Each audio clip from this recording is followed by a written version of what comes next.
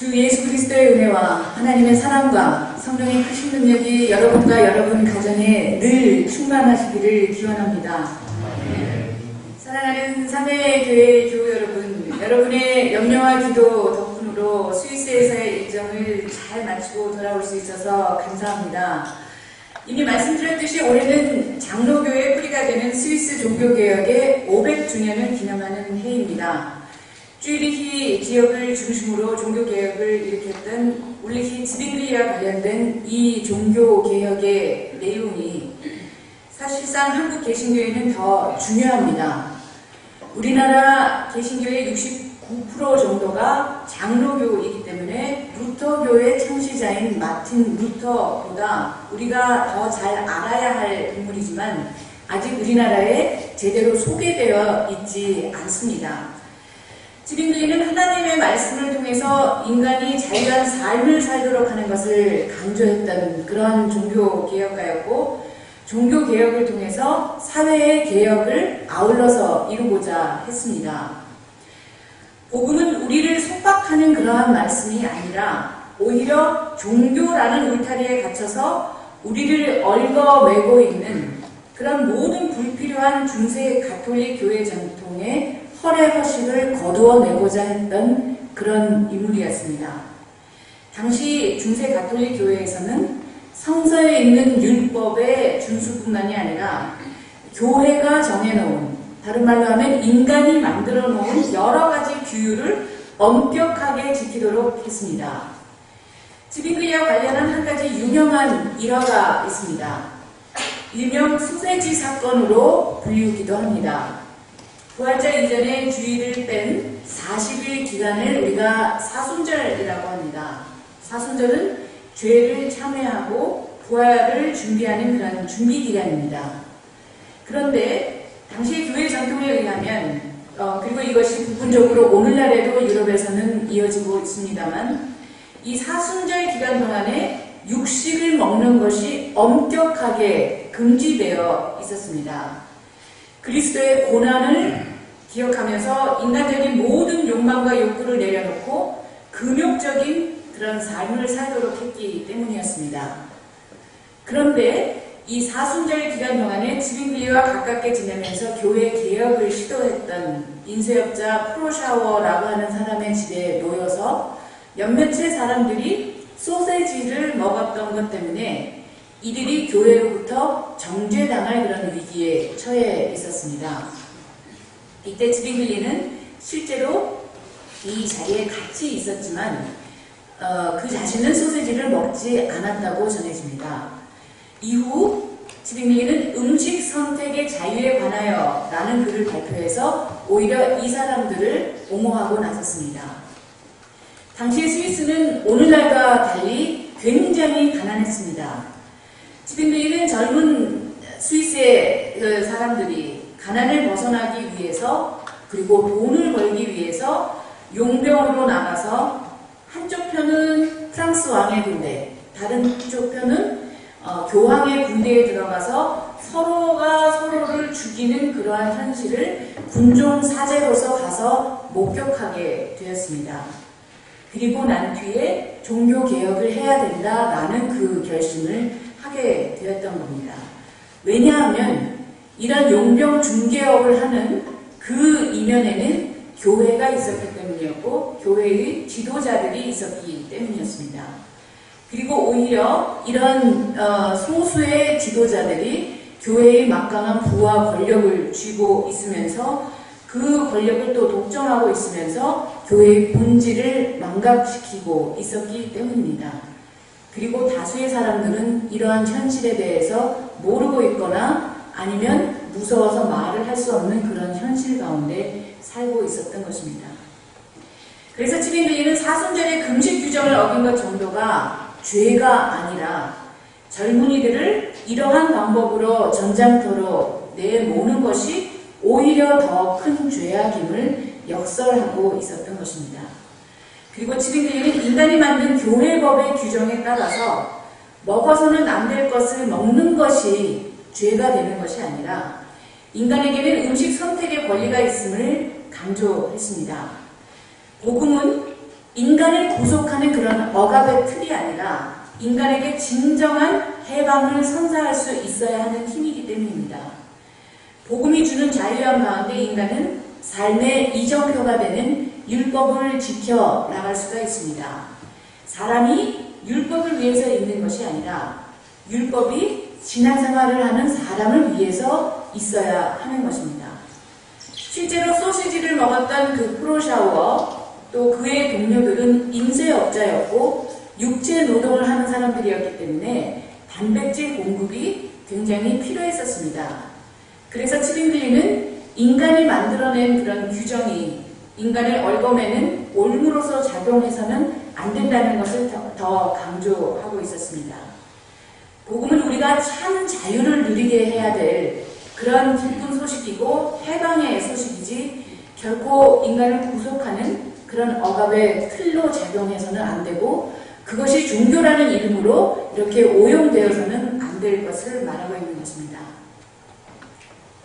이와 유사하게도 오늘 부활절 5번째 주 사도행전의 본문에서 율법적으로 얽매여 있던 베드로가 먹는 문제와 관련했던 그런 일화가 나오고 있습니다. 이야기의 배경은 베드로가 예루살렘 교회에 보고하는 그런 내용입니다. 베드로가 이제 이 회의에서 보고하고 있는 그 내용의 주제는 어떻게 유대인의 경계를 넘어서 이방 사람들에 대한 전도를 확대하게 되었던가 하는 것입니다. 이 회의에 모인 사람들은 사도들과 유대인들, 그리스도인들, 기독교인으로 귀화한 그런 유대인들이었습니다. 지리적인 배경은 가이사라와 욥바와 예루살렘이 교차하고 있습니다. 유대인의 음식 규정은 레위기, 구약성서의 레위기의 전통에 따르고 있는데요. 유대인들은 할례받지 않은 사람 집에 들어가서 그들을 만나고 그런 집에 들어가서 음식을 먹는 것, 또 어떠한 사람을 대하는가 이런 모든 것들을 금지하는 규정을 만들어 두었습니다. 오늘 우리가 독서 토론 모임에서 1세기 기독교인들의 모습에 대해서 같이 생각해 보게 됩니다만 당시 1세기의 유대인들은 베드로가 로마 군대의 백부장인 코르넬리우스 바로 할례를 받지 않은 한 로마 사람 이방인의 집에 들어가서 설교하고 심지어 세례를 베풀며 식사하며 기독교인이 되게 한 것을 가지고서 오히려 베드로를 비난하고 있었습니다. 베드로의 경계를 넘어서는 이러한 과감한 활동을 통해서 이방인 선교의 진정한 문이 열리게 되었고 이러한 행동은 선교의 기폭제가 되어주고 있었습니다. 그런데 베드로가 처음부터 이런 열린 자세를 갖고 있는 것이 아니었습니다. 베드로는 유대 전통과 관습에 깊이 길들여져 있었던 사람이었기 때문에 로마 사람인 고넬료에게 다가가는 것을 꺼려했습니다. 심지어 이런 사람을 상대하는 것조차 하기 싫어했습니다. 그러나 환상을 통해서 이러한 것을 보고 듣게 된 메시지 때문에 의심하지 말고 함께 가라 라고 하는 그런 명령을 들었는데 잘 모르는 상태에서 이게 지금 내가 잘하고 있는 건가 라는 그런 우려 가운데에서 이 일을 행하고 있었던 것입니다. 우리에게도 흔히 일어날 수 있는 일입니다. 우리의 판단 기준으로는 꺼려지고 하기 싫은 그러한 일인데 해야 되는 그런 일들이 있습니다. 그러나 베드로가 혼자 한 일이 아닙니다. 여기에서 중요한 사실은 성령께서 도우고 계셨다는 그런 사실입니다. 우리도 마찬가지입니다. 우리가 어떤 일을 감당해야 될 때 그냥 내버려 두지 않으십니다. 성령께서 한 발 앞서서 가시면서 우리를 이끌어 주시는 그런 체험들 여러분도 많이 하셨으리라고 생각이 듭니다. 베드로가 혼자 해냈던 일이 결코 아니었습니다. 이제 부활에 대한 확신이 가득하게 됐던 베드로의 그 감동이 유대 신도들에게 고스란히 전해지게 되었습니다. 그래서 모두가 감동하게 되는 일이 벌어지게 되었던 것입니다. 베드로 혼자만 했다면 이런 일을 이뤄낼 수 없었을 것입니다. 꺼려하고 또 주저하고 있었던 베드로에게 성령께서 힘을 불어 넣어주셨습니다.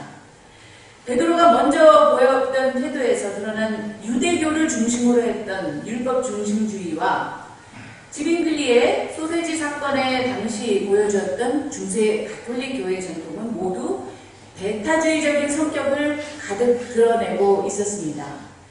이들은 정결 예식 그 자체만을 중시했기 때문에 율법을 지켜서 무엇을 해야 된다 라고 하는 그런 인간적인 요구만을 부각시켰고, 본질적으로 생명을 살리는 일, 무엇이 진정으로 인간을 위하는 것이고 자유하게 하고 해방시키는 일인가 라는 것에 대한 관심은 상대적으로 뒷전으로 밀려났습니다. 이러한 배타성은 순수 혈통주의와도 연결되었고, 특정인들만이 소수 엘리트주의에 빠져있게 해버렸던 것입니다. 이것이 옛 계명의 모습이었습니다. 이것이 구약의 내용이었습니다. 그런데 새 계약의 말씀, 예수께서 보여주셨던 새 계명은 전적으로 달랐습니다. 이 새로운 계명은 포용적인 보편주의에 입각해서 다양성을 존중하게 했고, 인종, 계층과 성별 간의 차별을 없애버렸던 것입니다. 또한 율법을 지킴으로써 복음에 이르게 하는 것이 아니라 복음을 받아들이고 듣고 깨달음으로 해서 율법을 지키도록 인도하고 있었던 것입니다. 복음을 통한 자유로움은 율법이 지니고 있는 사회적인 책임성을 기꺼이 지게 하는 것이지, 율법 자체가 복음을 얻기 위한 수단으로 작용할 수는 없는 것입니다. 예수께서 구약에 있는 그 많은 복잡한 율법을 모두 요약해서 우리에게 전해주신 방법은 아주 간단했습니다. 새 계명의 내용은 다름이 아니라 서로 사랑하라 라는 것입니다. 그런데 그 사랑의 방식이 어렵습니다. 내가 너희를 사랑한 것 같이 사랑하라는 것. 주님이 보여주신 섬김과 희생과 십자가의 죽음의 방식으로까지 사랑하라는 것입니다. 거의 불가능한 것을 우리에게 요구하고 계십니다. 우리가 감히 그분의 제자라고 한다면, 그렇지만 감히 우리는 흉내라도 내보아야 되는 것이 아닌가 생각됩니다. 사실 그런데 그분과 근사치에 가까운 인물도 역사적으로 볼 때 흔하지 않습니다. 많지 않습니다. 그래서 그러한 사람들을 흔히 우리가 성자, 성녀라고 부르지 않습니까? 그리고 그분을 따르고자 하는 많은 사람들이 그렇지만 이 역사 안에, 기독교의 역사 안에 존재하고 있습니다. 처음 제자들의 모습이 담긴 책이 사도행전입니다. 그 사도행전은 28장으로 끝이 납니다. 그러나 그 사도행전은 결코 끝이 난 것이 아닙니다. 우리들도, 예수를 그리스도로 고백하는 우리들도 그 사도들의 대열에 끼어있고 바로 이 사도행전을 이어가고 있는 구름 같은 증인들의 일부이기 때문입니다. 언제까지입니까? 하나님의 나라가 하늘에서와 같이 이 땅에서 이루어질 때까지입니다. 그 하나님의 나라가 새 하늘과 새 땅의 모습으로 우리에게 이루어질 그 날을 기다리는 것이 우리 기독교인들에게 근본적인 기다림의 자세입니다. 그곳에는 모든 눈물이 없고 배제와 혐오가 없으며 오직 하나님의 사랑만이 가득하게 실현되게 될 것입니다. 처음 하나님께서 만드셨던 하늘과 땅은 인간의 죄로 인하여 오염되었습니다. 그러나 우리에게는 이 땅을 다시 회복하게 해주신 예수 그리스도의 부활 사건이 있었습니다. 이것은 이전에 있었던 하늘과 땅에 대한 수정이나 보완하는 것 정도, 혹은 변화를 의미하는 것 정도가 아닙니다. 여기서 요한계시록에서 말하는 새롭다라고 하는 이 말은 히라거로 네오스가 아니라 카이논이라고 하는 것입니다. 이 말은 지금까지 있었던 것으로부터의 갱신, 그것을 조금 변화시켜서 새롭게 만드는 그러한 것 정도가 아니라 전적으로 새로운, 전적으로 다른, 이전과는 전혀 다른 그런 존재하지 않았다는 것으로부터 드러나는 그러한 새로움을 뜻합니다. 계시록에서는 하나님에 의한, 하나님의 나라에 의한 전적인 새로운 차원을 비전으로 우리에게 제시하고 있는 것입니다. 인간의 노력으로, 인간의 기술 개발로 만들어내는 그러한 유토피아, 그러한 엘리시움이 결코 아닙니다. 인공지능을 개발시켜서 특이점이 오고 난 뒤에 만들어지게 되는 그런 스마트 시티와 같은 최적화된 이상향을 말하고 있는 것이 결코 아닙니다. 스마트 시티와 같은 인간적인 이상향은 바로 그러한 이상향은 우리에게 편리함을 제공해 줄 수는 있지만 하나님이 영이 함께 하셔서 가능한 그러한 편안함, 궁극적인 새 하늘과 새 땅을 우리에게 마련해 줄 수는 결코 없을 것입니다. 우리는 예배를 통해서 성찬의 식탁 교제를 통해서 이 새 하늘과 새 땅, 하나님의 나라의 잔치를 미리 앞당겨서 맛보게 됩니다. 그리고 하나님의 임재하심을 믿어서 이 땅에서 직면하는 여러 형태의 문제들과 한계들을 극복하여 나아갈 수 있습니다. 오늘날 한국 개신교회는 중세 가톨릭 교회가 지녔던 여러 형태의 부패된 모습을 유감스럽게도 그대로 재현하고 있는 경우가 많이 있습니다. 그 가운데에서도 재정 운영의 투명성이 보장되지 못하고 교회의 내실보다는 외형 확장에 더 비중을 많이 두는 현상 등이 드러나고 있기 때문입니다. 교회의 진정한 본질이 여기에서 흐려지고 있습니다. 미국 상원의 채플 목사였던 리처드 헬버슨 목사는 이렇게 말한 적이 있습니다. 교회는 이스라엘에서 그리스도로 이동의 철학이 되었고 로마로 옮겨가서는 제도가 되었다. 그 다음에 유럽으로 건너가서는 문화가 되었다. 그 다음에 마침내 미국으로 왔을 때 기업이 되었다. 동감하십니까? 그리고 대형교회 세습을 비판한 영화 코바디스의 김재환 감독은 이렇게 덧붙입니다. 미국에 가서 기업이 되었던 교회는 한국으로 건너와서 대기업이 되었다. 물론 대형교회가 다 잘못하고 있다라고 일반화할 것은 결코 아닙니다.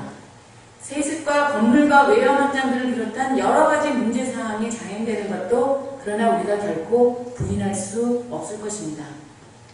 또한 한국의 대기업 중심 문화처럼 교회도 대형 교회만 살아남고 중소형 교회, 특히 우리나라의 80%의 교회 이상이 굉장히 어렵다고 합니다.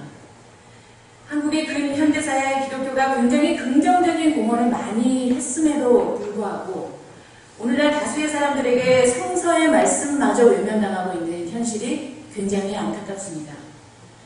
바로 이러한 현실 앞에 우리가 놓여 있습니다. 젊은이들이 교회를 외면하고 복음을 통해서 자신을 변화시키려고 하기보다는 현실의 무게에 너무 짓눌려서 바로 그 교회 공동체의 생활마저도 외면하게 되는 그러한 안타까운 현실 속에 우리들이 살고 있습니다. 저는 일산 지역에 교회가 모자라서 사내교회가 하나 더 존재해야 된다고 생각하지 않습니다. 사내교회의 역사적인 의미, 지형적, 인적 구성의 특수성이 분명히 있습니다. 아름다운 자연환경 속에 위치한 교회로서 우리가 지향해야 할 특별한 사명들, 그리고 우리가 감당해야 될 책임이 있다고 봅니다. 친환경적인 교회, 오늘 대표기도에서도 말씀해 주셨지만 이런 친환경적인 감수성들이 우리들 어린이 교육과 중고등 교육에 더 전해질 수 있어야 되고 그 특성을 우리가 더욱 강화해야 할 것입니다. 노동의 가치에 대해서도 21세기에 새로운 재해석을 하면서 선도적인 교회 공동체의 역할을 맡아 할 수 있다고 감히 자부해 보기도 합니다. 요한복음 13장에서 예수께서 새 계명을 주시면서 당부하신 말씀은 서로 사랑하라 라고 하는 것이고 주께서 우리를 사랑한 것 같이 우리가 서로 사랑하라 라고 하는 바로 그 너무 유명하고 너무 간단한 그런 표현입니다. 여기서 근데 주님께서 우리를 사랑하신 것은 히라버 원문으로 볼 때 또 그 내용적으로 볼 때 아가페 사랑이었습니다. 예수께서 우리를 사랑하는 방식이 아가페의 사랑이었다라고 하는 데는 그 누구도 토를 달 수 없을 것입니다.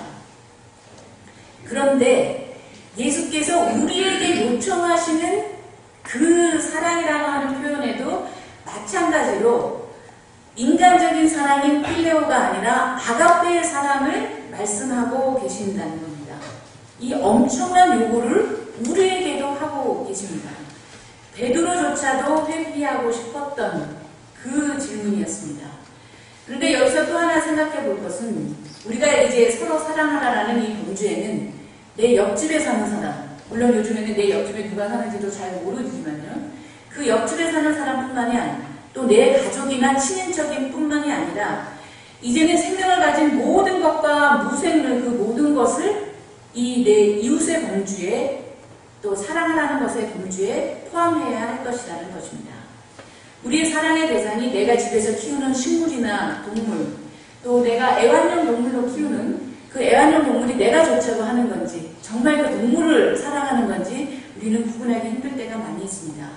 내가 사랑한다고 하지만 그 모든 것들은 나 좋자고 또 나를 위해서 그런 장난감이 되어버릴 수가 있기 때문입니다. 우리는 이웃의 범주를 더욱 확대해서 우주적인 지평의 하나님의 구원 계획에 동참하는 그런 제자가 되어야 할 것입니다. 그러자면 내가 소비하는 형태, 집에서 양치질하고 샤워하는 문제, 설거지하고 빨래하는 모든 우리의 일상적인 행위들, 종이 사용하는 것, 쓰레기 버리는 나의 모든 습관들을 다시 한번 철저히 돌아볼 필요가 있습니다. 내가 사용하는 플라스틱, 비닐로 인해서 바다에 사는 수많은 생명체가 죽어나가고 있고 내가 함부로 사용하는 종이로 인해서 지구 남반구의 그 어딘가에서 벌목으로 인해서 그 지역이 섬에 사라지게 될 위기 안에 직면해 있다는 것입니다. 우리가 서로 사랑한다라고 하는 것은 관심을 보이는 것이고 다른 사람이 갖고 있는 다름의 가치를 그대로 인정해 주는 것을 말합니다. 나의 독선이나 내 기준을 정당화해서 강요하는 것이 아니라 그러한 것을 먼저 내려놓아야 가능한 일입니다. 이 세상의 모든 피조물들이 서로 내적으로 연관되어 있고 우리 안에 대우주와 소우주가 서로 긴밀하게 상호작용하는 것을 통해서 이 세계가 공존하고 있습니다. 우리가 사랑하는 눈으로 상대방을 바라보고 자연을 포함한 모든 이웃 피조물을 대할 때 우리 자신이 더욱 건강하게 살아갈 수 있을 것입니다. 사랑은 바로 우리의 공생을 가능하게 합니다. 바로 이러한 사랑이 없을 때 우리는 공멸하게 될 것입니다. 이 시간 서로 사랑하라는 예수님의 몸과 피를 받으시는 거룩한 성찬에 동참하시면서 그 신비로운 연합의 의미를 다시 한번 기억하시고 제자의 직분을 잘 감당하기로 결단하시는 이 시간 되시길 바라겠습니다. 삼위교회 교우 여러분들 모두 성령의 도우심으로 사소한 일 가운데에서도 만족감과 감사를 느끼시고 상생의 가치를 극대화시키는 매일매일 매 순간의